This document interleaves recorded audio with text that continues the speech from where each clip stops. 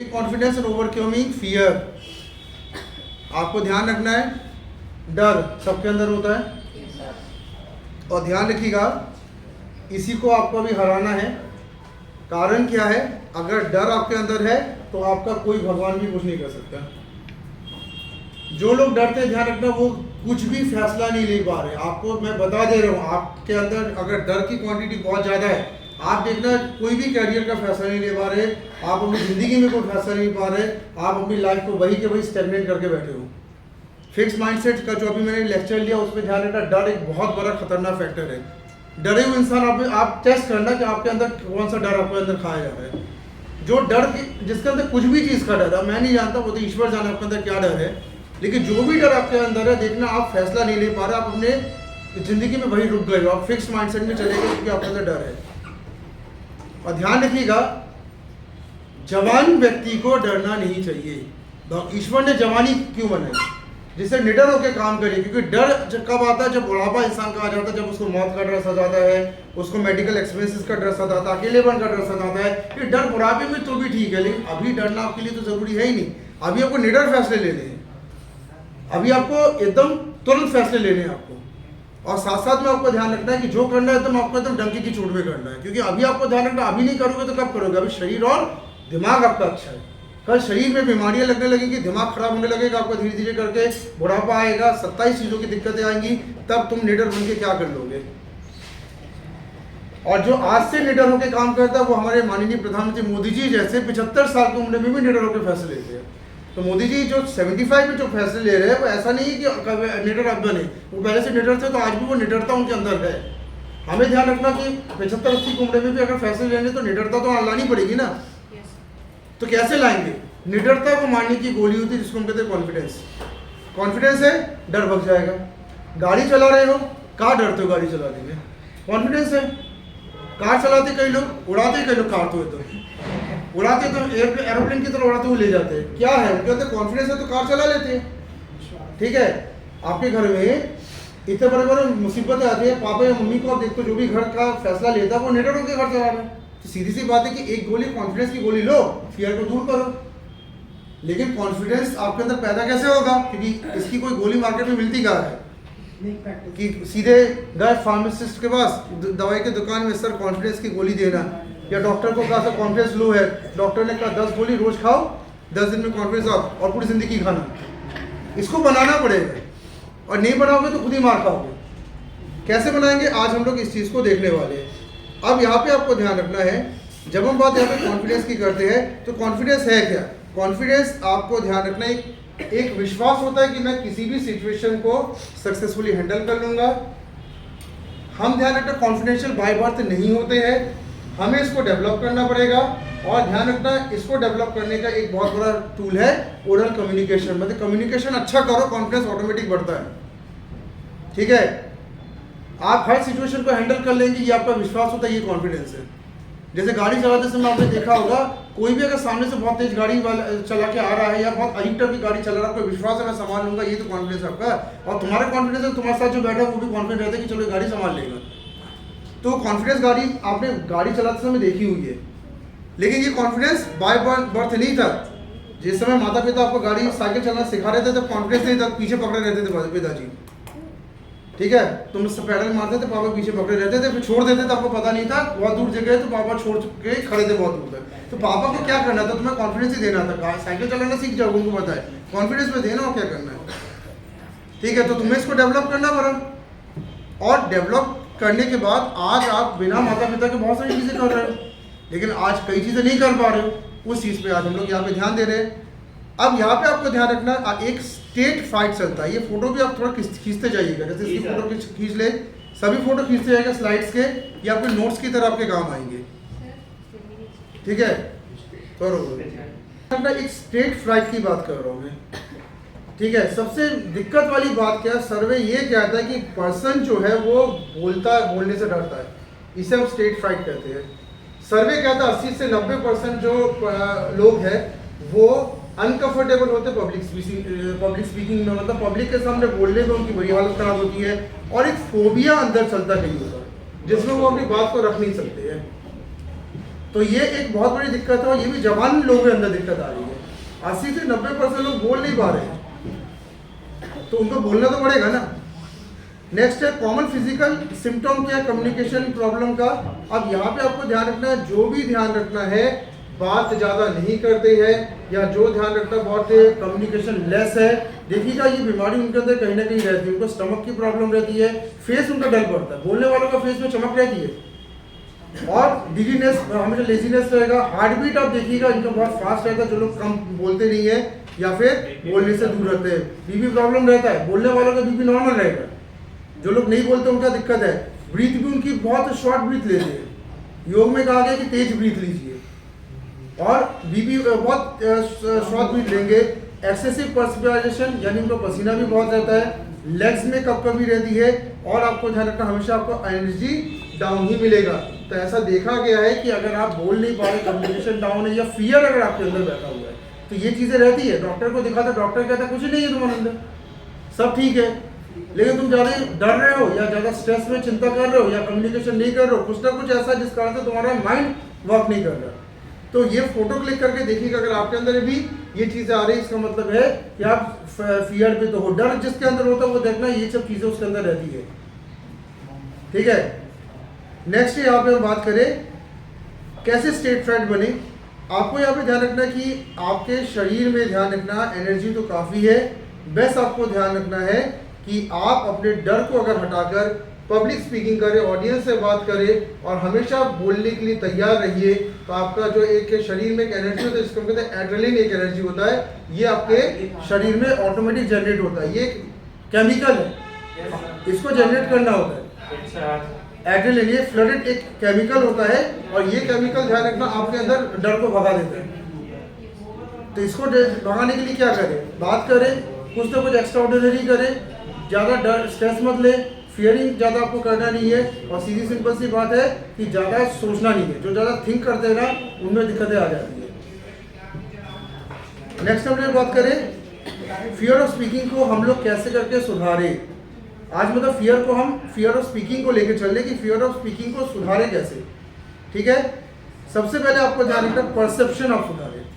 Perception का मतलब यहाँ पे क्या होता है, परसेप्शन यहाँ पे 4 चीज़ों को मिलकर बनता है। Perception is how you see things, how you perceive a situation when you feel fear is often very inaccurate. इसका मतलब यह है कि जो आप देखते हैं, जो आपका देखने का नज़रिया होता है, आप जब किसी चीज़ को देखते हैं तो उसमें देखने के बाद आपको से नेगेटिव या पॉजिटिव किस तरह की फीलिंग्स आपके अंदर आ रही है, और आपको उस पर्टिकुलर फीलिंग को हैंडल कैसे करना है। जैसे उदाहरण के तौर पे मैंने आपको कोई भी टॉपिक लेकर यहाँ खड़ा कर दिया, आपको मैंने कहा बोलो, अगर बोलने की बात आई तो आपने पब्लिक को देख के नेगेटिविटी आपके अंदर फीलिंग आने लगी, ये आपका नज़रिया, आप डरने लगे। जबकि मोदी जी तो जाके सीधा बोलना चालू कर देते, उनके सामने तो और बड़ी पब्लिक होती है, वो तो डरते नहीं है। तो अपना नज़रिया है, आपको नज़रिया हटाना पड़ेगा। सामने लोग हैं तो उसको लेकर डरना नहीं है, आपको बोलिए आप, ठीक है। और आपको ध्यान रखना है कि बोलने से आप ही खुलेंगे। परसेप्शन अपने ऑडियंस का ध्यान रखना है। जब ऑडियंस के सामने आप बोलते हैं तो ध्यान रखना ऑडियंस जो है वो एक चीज़ बहुत जल्दी पकड़ लेती है, आपके नर्वसनेस को। एक चीज़ ध्यान रखिएगा, हम ऑडियंस को बेवकूफ़ समझते हैं, कई बार सोचते कि ऑडियंस जो है वो कुछ देख नहीं पा रही है। ऑडियंस एक चीज़ बहुत अच्छे से देखती है, अगर सामने वाला वक्ता नर्वस समझ में आएगा तो ऑडियंस भागेगी उससे। और ऑडियंस के पास एक गॉड गिफ्टेड ताकत है कि वो सामने वाले की 2-3 चीज़ें बड़ी अच्छे से पकड़ लेता है। पहला वो उसका नर्वसनेस, दूसरा उसका सब्जेक्ट नॉलेज। जैसे आप लोग कॉलेज में जब पढ़ते हो तो टीचर समझा नहीं पाते, उसका सब्जेक्ट नॉलेज नहीं है इसके पास, आप भाग जाते हो क्लास से। आपको भगवान ने शक्ति दी है कि आप सामने वाला जज कर सकते हो, ठीक है। सामने वाले की नर्वसनेस आप देख लेते हो, सामने वाले की एनर्जी लेवल आप देख लेते हो, सामने वाला कितना परफेक्ट है आप देख लेते हो, और फिर भागना चालू करते हो। तो ऑडियंस ध्यान रखना सब देखती है, इस कारण से ध्यान रखना कि ऑडियंस के सामने बाकायदा बोलने से पहले हमें ये ध्यान रखना कि नर्वसनेस है, सब्जेक्ट नॉलेज, इन सब चीज़ों को मैनेज करके चलना पड़ता है, ठीक है। परसेप्शन एक आपके स्पीच को लेके भी रहता है। जब भी आप कुछ बोलते हैं तो आपके दिमाग में एक बात क्या चलती है, पता नहीं मैं अच्छा परफॉर्मेंस कर पाऊंगा कि नहीं, पता नहीं मैं अपने पर्सनैलिटी फीलिंग को मैं बता पाऊंगा कि नहीं। और हमारे दिमाग में पहले बात आ जाती है कि सामने वाला जो है वो हमें क्या स्कोर देगा, क्या जज देगा।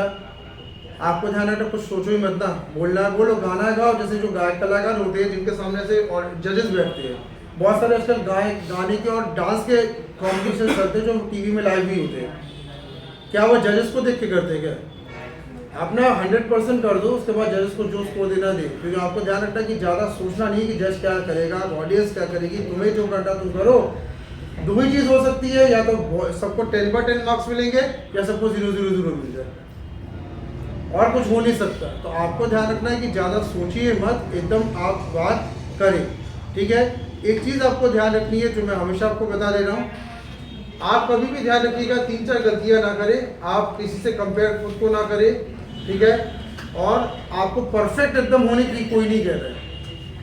आप एक एवरेज भी अगर स्पीकर बन जाता, अगर एवरेज भी अगर आपकी क्वालिटी आ जाती तो भी आप ठीक है।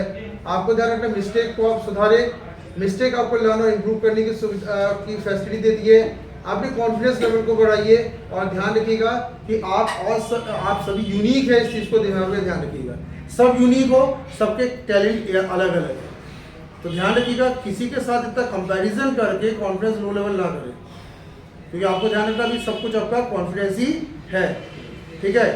और इसका एक फोटो आप क्लिक कर लीजिएगा कॉन्फिडेंस बिल्डिंग का। कॉन्फिडेंस बिल्डिंग पर अभी हम लोग बात कर रहे हैं कॉन्फिडेंस कैसे बढ़ाए, ठीक है। कॉन्फिडेंस बढ़ाने के ये सब तरीके होते हैं। कॉन्फिडेंस का जो CONFI जो है उसका पूरा मीनिंग यहाँ पे आपको दिख रहा है। कॉन्फिडेंस कैसे बढ़ेगा? कंटेंट आपके पास अगर है, अगर आप ऑर्गेनाइजेशन आपके पास है, आप ऑर्गेनाइज्ड है, नोट्स आपके पास है, आप फ्रेंडली नेचर के हैं, आपका इंप्रेशन लोगों पे पड़ता है, आप डेडिकेटेड है, आप एम्पैथी के साथ यानी सबके लिए सहायता भी करते हैं, कुछ नया करते हैं, कन्विक्शन आपका अच्छा है, एंथुसिज्म आपका अच्छा है। अगर ये चीज़ अच्छा है तो कॉन्फिडेंस आपको ऑटोमेटिक बढ़ेगा। ये चीज़ आपके अंदर डेवलप करनी पड़ेगी। ये आपका आज का टास्क भी मैं आपको दे रहा हूँ, ये चीज़ें आप अपने अंदर डेवलप करिए। जो कॉन्फिडेंस जिससे बना हुआ है ये मैं आपको बता रहा हूँ, आप चाहे मेल हो चाहे फीमेल हो। सबसे पहले कंटेंट इंप्रूव करो। जो भी आपको ध्यान रखिएगा, जिस भी विषय पे आप पढ़ाई कर रहे हैं, जिस विषय पे बोलने का आप सोच रहे हैं, सबसे पहले कंटेंट इंप्रूव करिए। आप रिसर्च करिए, बुक्स में, वेबसाइट, मैगजीन, न्यूज़पेपर, इंटरव्यूज़ को देखिए और वैरायटी ऑफ अपील्स पे काम करिए। आपको ध्यान रखना सबसे पहला काम होता है कंटेंट बढ़ाना। दूसरा, इसलिए आपको कहा जाता है कि पहले पढ़ाई अच्छे से करो। अगर पढ़ाई अच्छी रही, कंटेंट मजबूत रहेगा तो ध्यान रखना कॉन्फिडेंस का पहला सीट तो आपने अचीव कर लिया। दूसरा, ऑर्गेनाइजेशन। ऑर्गेनाइजेशन का मतलब ये है कि आपको सब चीज़ों को ऑर्गेनाइज करके बोलना आना चाहिए। आपको हर चीज़ ऑर्गेनाइज करके पेश करना आना चाहिए, आगे पीछे नहीं होना है, ठीक है। आपको इसलिए थीसिस बनाने के लिए कहा जाता है, आपको यहाँ पे प्रोजेक्ट बनाने के लिए कहा जाता है। आपके हर कॉलेज में यह होता है, थीसिस बनता है, प्रोजेक्ट बनता है। इसका मेन कारण क्या, आपको ऑर्गेनाइजेशन सिखाना कि कैसे किसी चीज़ को व्यवस्थित होकर आप पेश करें। तो सिर्फ ज्ञान ना हो, उसको व्यवस्थित पेश करना आपको आना बहुत जरूरी है। तीसरा, आपका नोट्स। आपके पास ध्यान रखना हर चीज़ के नोट्स होने चाहिए, हर चीज़ के। इसलिए मैं कहता हूँ क्लास में जो भी पढ़ाई कर रहे हो उसमें नोट्स आप एकदम बना के रखिएगा, वो भी hand written notes. Hand written notes जो होते हैं वो ज़्यादा अच्छे रहते हैं, भले उसका डिटेल बाद में कर दो, लेकिन हाथ से लिखे नोट्स दिमाग में भी चलते हैं। चौथा, आपको क्या कहा, फ्रेंडली नेचर आपका होना चाहिए। आपको ध्यान रखना है आई कांटेक्ट के साथ और हंस के जो लोग के बात करते हैं, ध्यान रखना उनको कॉन्फिडेंस बहुत अच्छा माना जाता है। ये देख रहे हो आप स्माइली को, कितना खुश है। और हाथ ऐसे करने का मतलब ये शाहरुख खान नहीं है, हाथ ऐसे करने का मतलब है खुले दिल से आपसे बात कर रहे हैं। तो आपको ध्यान रखना है, फ्रेंडली नेचर आपका होना बहुत जरूरी है। इनकी फोटो चाहे तो क्लिक करते हुए चलिएगा इनका सबका, ठीक है। मतलब बंद नेचर वालों का ध्यान रखना, कुछ नहीं हो सकता, मैं पहले बता दे रहा हूँ। बंद नेचर छोड़िएगा, मैं बता दे रहा हूँ। नेक्स्ट बात करें हम लोग इम्प्रेशन। इम्प्रेशन का मतलब आपका असर दूसरों पे बढ़ना चाहिए। कॉन्फिडेंस का एक बहुत बड़ा ये भी रहता है कि जब आप कहीं से गुजरे तो लोग आपको देखें, आपसे बात करें, और सबसे बड़ी बात है कि आपसे बात करके अच्छा फील करें, ठीक है। कई लोगों से बात करके आपको बहुत अच्छा फील होता है। जैसे अभी आपकी जो लाइफ है, इस लाइफ में अगर आप किसी आपके समाज के कोई गुरुदेव रहते हैं, हर समाज के गुरुदेव रहते हैं, हम लोग कई बार उनके दर्शन करने जाते हैं, उनसे मिलने जाते हैं। तो जब हम उनके यहाँ पे जाते हैं तो हमको अच्छा फील होता है, उससे बात करते हैं तो एक ऑरा उनके अंदर बिल्ड है। जितने भी धर्म गुरु आप देखिएगा, बहुत अच्छा लगेगा उनसे बात करने में। और आप जब उनके बॉडी को टच करते हो तो आपको एक एनर्जी टाइप की महसूस होती है अपने अंदर, कोई अच्छा लगने लगता है।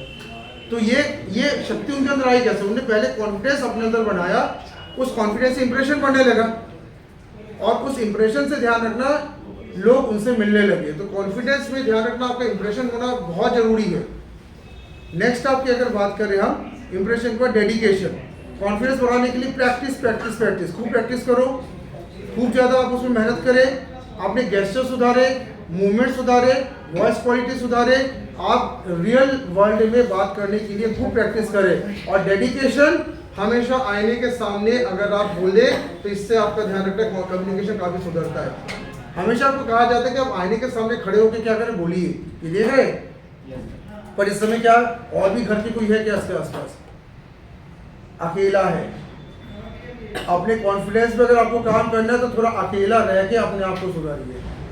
हर समय दोस्त रिश्तेदार के साथ रहना आपके लिए ज़रूरी नहीं है। हर समय आपके फैमिली मेंबर के साथ ना रह के कुछ घंटे के हालात अकेला निकालिए, प्रैक्टिस करिए, खुद को इम्प्रूव करिए, क्योंकि इम्प्रूवमेंट अकेले में ही होता है, आप पूरे फैमिली के साथ इम्प्रूवमेंट नहीं कर सकते। नेक्स्ट बात करें एम्पैथी की बात करें, थोड़ा सा आप ध्यान रखिएगा, आप दया भाव भी अपने अंदर लाइए।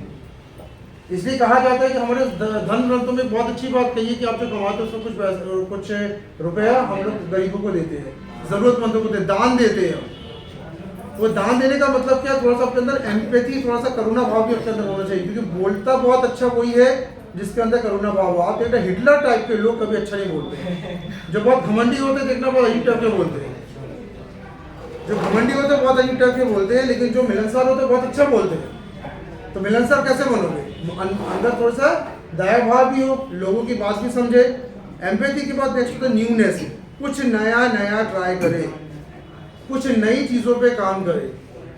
कुछ नया जब आप सीखते हैं तो कॉन्फिडेंस बढ़ता, आप देखिएगा जरा। अभी आप कोई नई चीज़ की ट्रेनिंग लेते हो ना, आपको ऐसा बहुत अच्छा लगने लगता है। जब नया आपने कॉलेज ज्वाइन किया था कितना अच्छा लग रहा था, कॉन्फिडेंस हाई, मैं बील कर रहा हूँ। आप एक साल बाद पूछो कैसा लग रहा है, अरे कट रही है, अच्छा कट रही में चले जाते हो। नई शादी होती कितना अच्छा लगता है, ठीक है, इतनी हैप्पी। 6 महीने बाद, 1 साल बाद पूछो कैसा चल रहा है, बोलेगा चल रही है, बस क्या है, कर ली बस जबरदस्ती का। और कई लोग तो ये ध्यान रखना कि 1 साल के बाद अगर पूछे कि कैसी चल रही, तो उन लोग इतना उल्टा सीधा कहते हैं कि बढ़ा तो पापा को मत करा, जबरदस्ती पिताजी ने करा दिया, माता जी को कहीं पड़ी थी ये और वो। तो ध्यान रखिएगा, न्यू करेंगे तो कॉन्फिडेंस बढ़ेगा, कुछ नया करते जाइए, कुछ नया करते जाइए। मैं आपको बार बार बोल रहा हूँ, इसलिए मैं कहता हूँ कुछ नया सीखो, कुछ नया करो, कुछ नए लोगों से मिलो, कुछ तो नया करो। जो लोग ध्यान रखो जिंदगी कुछ नया नहीं कर रहे, देखो कॉन्फिडेंस ऐसा हो रहा है उनका, धीरे धीरे करके डिप्रेशन में जा रहे हैं। कॉन्फिडेंस अगर तुमने नहीं बढ़ाया, सुन लो रे, कॉन्फिडेंस अगर तुमने नहीं बढ़ाया तो तुम्हारा डिप्रेशन ऑटोमेटिक बढ़ता है, ध्यान रखिएगा। और डिप्रेशन कई बीमारियों की जड़ है, मैं बता दे रहा हूँ। कॉन्फिडेंस नहीं बढ़ा पाए तो डिप्रेशन में जाओगे ऑटोमेटिक, और डिप्रेशन में गए और तुमने डॉक्टर की बिल बढ़ाई, शुगर, बीपी, सारे माइग्रेन, सब डिप्रेशन के कारण ही तो हो रहा है। इसके बाद आपको ध्यान रखना है, न्यूनेस की बात अगर करें तो इसके बाद नेक्स्ट हमारा जो है ये है कन्विक्शन। कन्विक्शन का मतलब होता है आप अपने बोरिंग चीज़ों को हटाए और कुछ नई चीज़ों पे ध्यान देना है। बोरिंग टॉपिक को अगर इंटरेस्टिंग आप बनाते तो ये कन्विक्शन है, या तो उस टॉपिक को अलग ही कर दो। लाइफ में बहुत चीज़ें बड़ी बोरिंग होती है आपकी, जैसे पढ़ाई कई बार ऐसा बहुत बोरिंग लगता है, तो उसको इंटरेस्टिंग करने के लिए कई लोग क्या करते हैं, गाना बजा के आप भी बोरिंग करते हैं। हमें करना तो है ही, वी हैव नो चॉइस। जैसे मान लो कोई जॉब में मेरी बात सुनिएगा, लास्ट वाले सोच मैंने सुन ली, लास्ट वाले जो है थोड़ा सा पहले सुन लीजिएगा, आपके लिए है। आपको ध्यान रखना है काम करते करते ये बोरिंग आपको एक दिन होने वाली है, लेकिन ध्यान रखना आप बोरिंग के लिए जॉब थोड़े छोड़ेंगे। एक ही काम रिपीट करता है इंसान बोर होता है। इंसान को भगवान ने ऐसी चीज दी है, उसको हम लोग क्या करते हैं, कन्विक्शन के अंतर्गत हम इस टॉपिक को इंटरेस्टिंग बनाते खुद। गाना सुन लो, थोड़ा सा मूड फ्रेश कर ले, ये आपको करना पड़ेगा। बिकॉज आपको यहाँ पे ध्यान रखना है कि अगर आपसे कोई भी रिजल्ट अगर नहीं निकलेगा तो सामने वाला को भगा देगा, तो कन्विक्टेड आपको होना पड़ेगा। इसके बाद एंथुसिज्म आपका होना जरूरी है, यानी फायर्ड अप रहिए, एनर्जी के साथ चाहिए, नर्वस से उठिए और अपने आप को फिजिकली और मेंटली मजबूत एकदम करके रखिए। मतलब कुछ भी दिक्कत हो उससे निकलो जल्दी बाहर। लड़ाई झगड़े हो गए जल्दी निकलो। जैसे बड़े महानगरों में आप जाते हो तो वहाँ पे लड़ाई झगड़े होते, इंसान बहुत जल्दी निकलता है वहाँ पे, सॉरी बोल के निकल जाता। हमारे तो लड़ते ही रहते, कई घंटे लड़ाई चलती है। दिल्ली में तो कुछ हो गए टक्कर, सॉरी बोल के निकल गए। यहाँ पे तो पता नहीं एक दिन पूरा लड़ेंगे। तो हमारा एंथुसिज्म है, जल्दी निकलो और दूसरे कामों में लगो, वहाँ फंसना नहीं है इतना जल्दी। एंड फाइनली ये हमारा कॉन्फिडेंस के पूरे मैंने पॉइंट आपको बताया जो बड़े इंपॉर्टेंट आपके लिए होते हैं। होप सो कि आपको ये समझ में आएगा, बड़ा इंपॉर्टेंट आपके लिए ये पॉइंट है। ये आपके ग्रुप में नोट्स अभी सब पहुँच जाएंगे। जैसे सेशन एंड होगा तो मैं सब आपके ग्रुप में नोट्स भेज दूँगा, एंड कर दूँगा।